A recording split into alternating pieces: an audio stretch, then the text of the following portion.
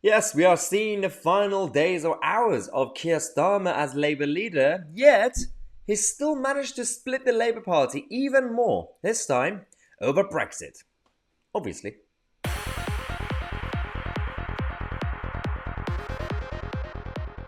Yes, this guy is absolutely special. Just realized as I'm making this video, by the time I upload this, things could be completely different because we just got the announcement that the Durham police have just met with the CPS, the Crown Prosecution Service, regarding the Beergate fine. So he might receive a fine. By the time you watch this video, he might not be leader anymore. But it doesn't matter. Why? Because it's not really about the face, the individual leader. There's a problem inside the political system, and especially the Labour Party. He thought yesterday would be a good idea to stand up in front of his Ramona friends, look at that guy, his face, and announce that he is now a Brexiteer without actually offering an alternative. Watch this. Under Labour, Britain will not go back into the EU. We will not be joining the single market or the customs union. Now, I know that some people don't want to hear that, but it's my job to be frank and to be honest. And you'll always get that from me. For the next 10 minutes, yeah.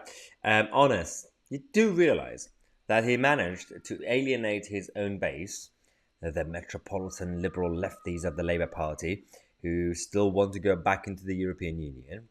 And he's not convincing for the right. Nobody trusts or believes a word that comes out of his mouth. Do you really think that Brexiteers are now sitting there thinking, well, I'm glad. I was waiting for this, for Starmer to change his mind. And I now believe that he is a Brexiteer.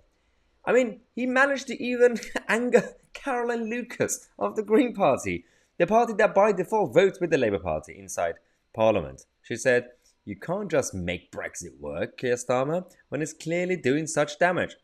Yeah, shut up, Caroline. Pretending Brexit can be positive is dishonest. That plays into the hands of government and undermines national interests. Yeah, as if these people care about national interests. But let's be objective. Let's give him a chance. Let's have a look at his bullet points. He loves bullet points. So, Mr. Forensic is giving us the vaguest bullet points in the history of bullet points. Labour's plan to make Brexit work. This is the plan. Number one, sort out the Northern Ireland Protocol. I didn't think about doing that. Nobody came up with this idea before. It's genius, revolutionary, visionary. Next one, tear down the unnecessary trade barriers. What? I mean, what? I'm not responding to that. It's just nonsensical. He doesn't even know what he's talking about.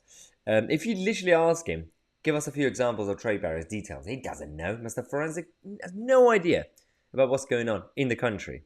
Third, support our world-leading services and scientists. Yeah, because until now, nobody was supporting scientists or world-leading services. But what? I mean, that's the only thing that's keeping the economy going, our service industry. And even this government have been throwing money left, right, and centre at them and giving them all the freedoms. So, shut up. Next, keep Britain safe. I'm so glad he finally came up with a robust and solid policy to keep Britain safe.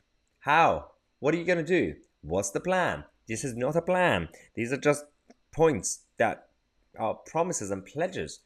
You can't just tell people. It's like going to a shy person and say, be confident. That works. Invest in Britain. Well, that, at least that makes sense. That's just socialism. He wants to tax people to then spend the money somewhere nonsensical. And I do love how the new motto is security, prosperity, respect. What? I mean, security makes sense. That's a job of government. Security. Prosperity, yes, absolutely. You need to create an economic environment where people can thrive.